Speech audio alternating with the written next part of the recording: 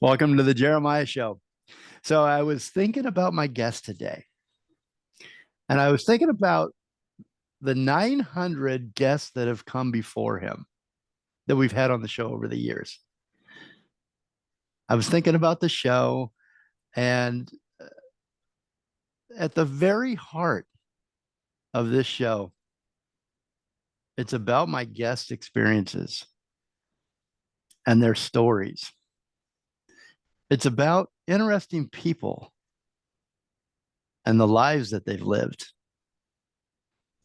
The show's about listening. It's about evolving. My special guest today is ALVIN J. SCHEXNIDER, PhD.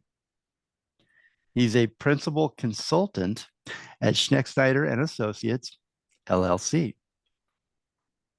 His practice is limited to board governance, the framework that defines how a board operates, including its policies, its procedures, and its structures. It also establishes the roles and the responsibilities of board members and their executives. Dr. SCHEXNIDER also teaches executive coaching and strategy. He has led 3 higher education institutions, including 2 historically Black universities. He's an award-winning author, and he's written extensively about leadership and governance. His numerous honors and awards include the Grambling State University Distinguished Alumni Award, the Alpha Distinguished Educator of the Year Award, and the Urban League Silver Star Award. Welcome to the Jeremiah Show, Dr. SCHEXNIDER. Thank you, Jeremiah. I'm honored to be here, and thank you for the invitation. I'm truly humbled by the opportunity to be on your show. Well, we were talking offline, and we were introduced through a mutual friend. And once the opportunity was presented to me, last week, I've been excited and thinking about this conversation, anticipating conversation with you. Oh, thank you. Since then. So let's start. Let's tell your story a little bit. The beginnings. Let's go all the way back to the beginnings. Where did you grow up? I grew up in the Deep South, on the Gulf Coast of Louisiana, in the 4th largest city, which is Lake Charles. The city is about 30 miles from the Gulf of Mexico. I lived in Lake Charles until I went off to college. I actually had what's now known as a gap year. I graduated high school in 1963. Couldn't afford to go right into college, and so I worked in New York for a year and enrolled at Grambling in the fall of 1964. But those first 18 years were really quite formative. My father was a longshoreman and a union official in Lake Charles, and my mother was a homemaker, a big family of 8. And Wow. so, yeah, and I went to Catholic school from kindergarten through the 12th grade, and had a really great childhood, loving, supportive parents. And it was obviously in that era segregated. The school was all Black, as was the church that I attended. But I got the very best education available at Sacred Heart, and it has stood me in good stead ever since. What were the people like in the town at that time? You said you had a great childhood, so I'm just trying to picture the town and the people, and you felt safe, you felt Yes. loved, you felt Yes. a part of a great community. Yes. Great neighborhood, great neighbors. What's interesting about that time, because it was segregated, the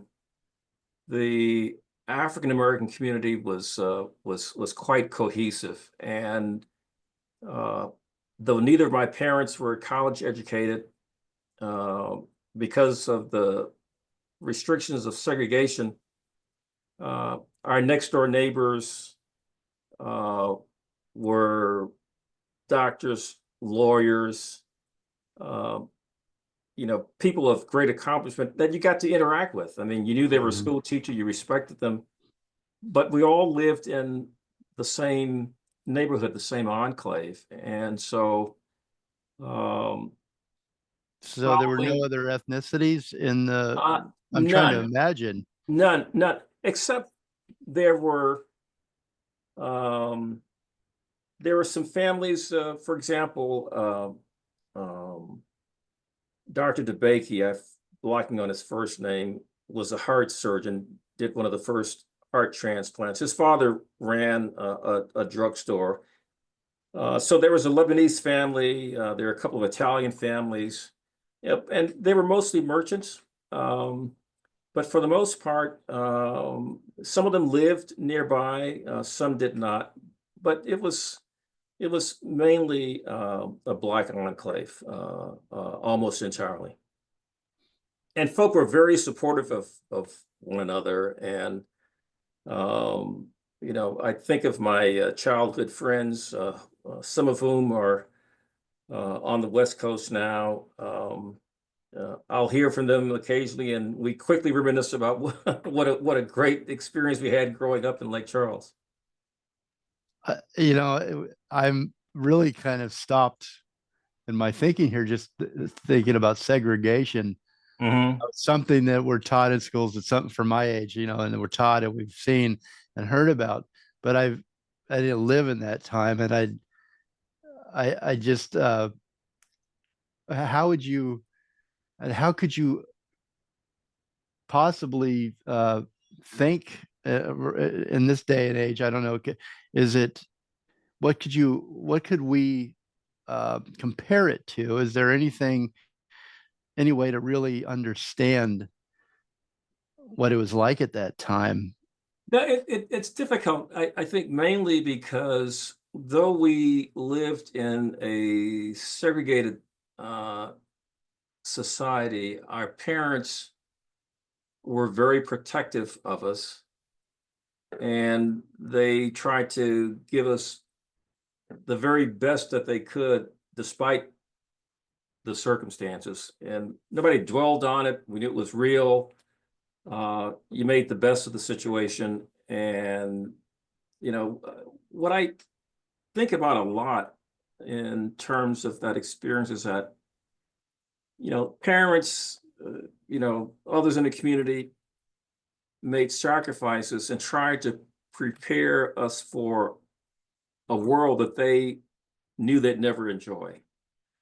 And they had no idea what this was going to be like, but they knew that there had to be a better life. And so they wanted to make sure that we were prepared for the opportunities that would come post desegregation. And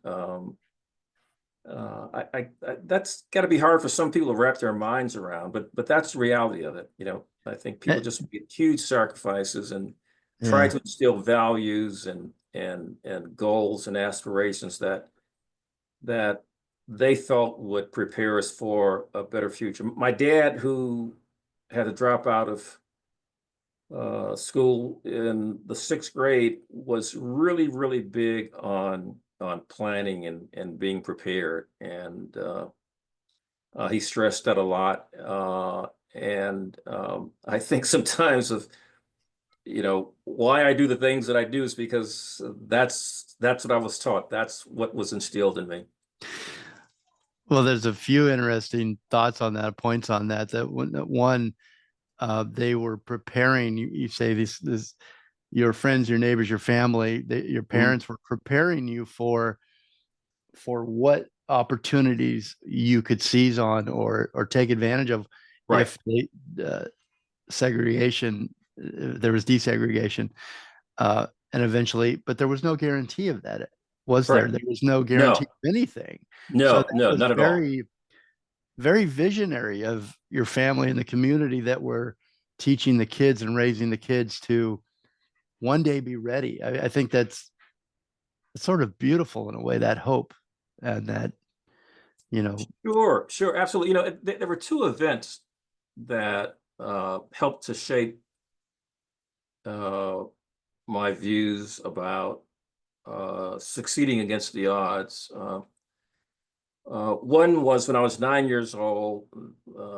There was an execution in the electric chair of a black man who uh, killed a deputy sheriff in self-defense. He claimed the the deputy sheriff, arrested him. He claimed he was innocent, and they got into an argument. And this gentleman, Robert Sauls was his name, um, shot this deputy, and he proclaimed that to the very end that this was in self-defense. Well, in many communities, I mean, just the very act of shooting, killing a white man, I mean, could have ended up in no due process. But in Lake Charles, which is a little bit different than other parts of the state, a little bit more tolerant, he got a second trial, and he was still convicted. But I could never wrap my mind around the fact that this man was executed in such a brutal way by execution. Louisiana has one of the, most uh, difficult prisons, one of the worst prisons in the country, if not the world. It's called Angola, and before the state held executions at Angola, the electric chair was moved from parish to parish, and Louisiana parish is the same as a county. And so I was really struck by that at 9 years old. It just didn't make any sense to me. And then the following year, 1955, Emmett Till was lynched. He's 14 years old, and I just can recall reading about that, and this just a kid, and I said, hey, this could mhm. have been me. So I How did you feel? How did those two, how did those two moments in your life, those impactful moments, how did they make you feel?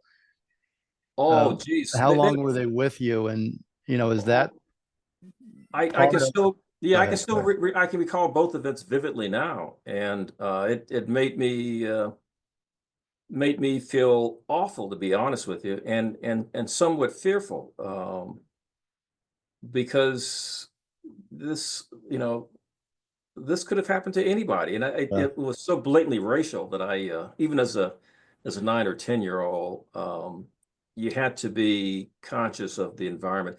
I didn't realize it until many years later that there was one street, Broad Street, which ran east and west, that separated whites from blacks. Whites lived south of Broad Street, and the vast majority of blacks lived north of Broad Street, which meant you couldn't buy a home. You weren't supposed to be in those neighborhoods unless you were working for someone or passing through. And it was our example of apartheid. And but I didn't realize that this one street, which still exists, is called Broad Street. That was the dividing line. And um, if you went into a white neighborhood, it needed to be for a reason. Of course, that's all changed now, but growing up in that environment, you learn pretty quickly where you need to be and what times you need not to be there. Now, did you become aware of Broad Street and all of a sudden now these lines of segregation, these rules um, of the two worlds, living side by side?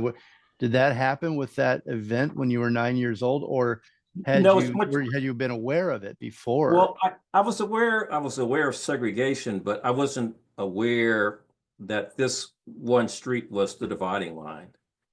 And until I was in high school, and I began to understand it in high school because there was a gentleman, an African American, who had the temerity to open a used car lot on this street, which was, a business thoroughfare. The car dealers were on this street, and this African American man opened a used car lot. And I worked for my uncle at his dry cleaners, and his wife was a customer, as was he. And so she came and said to my uncle one day that her husband had disappeared, was totally out of character, and she was really concerned. I was, I think, in the 11th grade then. They never did find anything about him until 2 or 3 years later. The state was expanding Interstate 10, and they were clearing out a swamp-like area, and they found this car with this gentleman in it. Well, he was, obviously lynched, murdered, um, because he had the temerity to open a used car lot to compete with whites. And so it was then that I said, oh, Broad Street, you're not supposed to think that you can own a business and compete with whites on Broad Street. So, you can experience segregation, but you don't know all the markers. And I didn't know that that was the Yeah. marker until I was And in high school. why should you as a child? Yeah, It's right. how I've got to, I feel for your parents. How do the parents of the children in your neighborhood, how do they, and what how tragic that they've got to, how do they explain this to you, knowing what the world is really like, with their age, and you're just children. um Yeah, but it's what you had to do. My father was he insisted on knowing where we were at all times. No loitering. You're supposed to stay in the confines of this, community, because they were trying to protect us. When my son reached age 16 and wanted to get his driver's license, um, and once he got his driver's license, I was president of a university in North Carolina at the time. I had the campus police chief come and talk to him, to have the talk.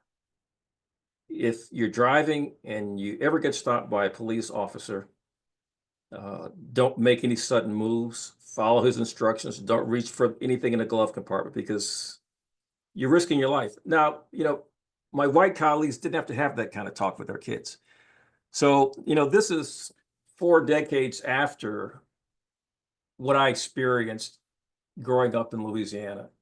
But it's the same dynamic. It's just that it wasn't as harsh, but mhm. the consequences could be just the same. And so I had to have this talk with my son.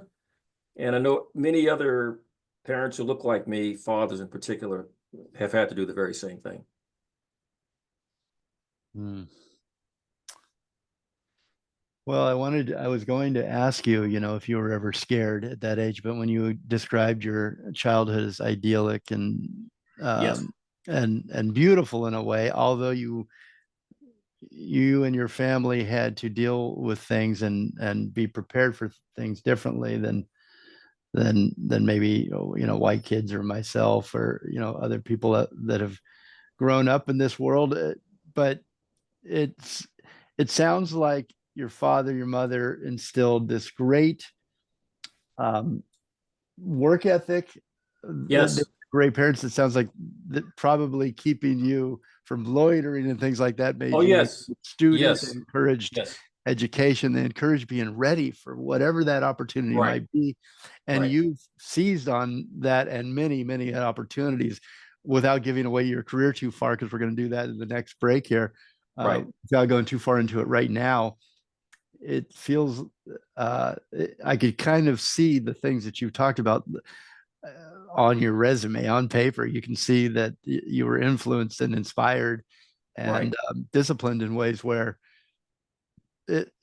you are the dream. You are the example of like what you can do with a life. right, right. And then do what you can do good for a life. And you've done so much good. Well, thank you. and so we're going to talk about that next. But I do have a couple before Sure, we go to break. sure. What age did you eventually leave home? 18. I Okay. actually finished high school on my 18th birthday, and I left 3 months after that. Went to New York State with an aunt and an uncle, and enrolled at Queens College, the City University of New York at night. But I knew that I needed to be in school full time. I was just bursting with energy and ambition, and so yeah, it was age 18.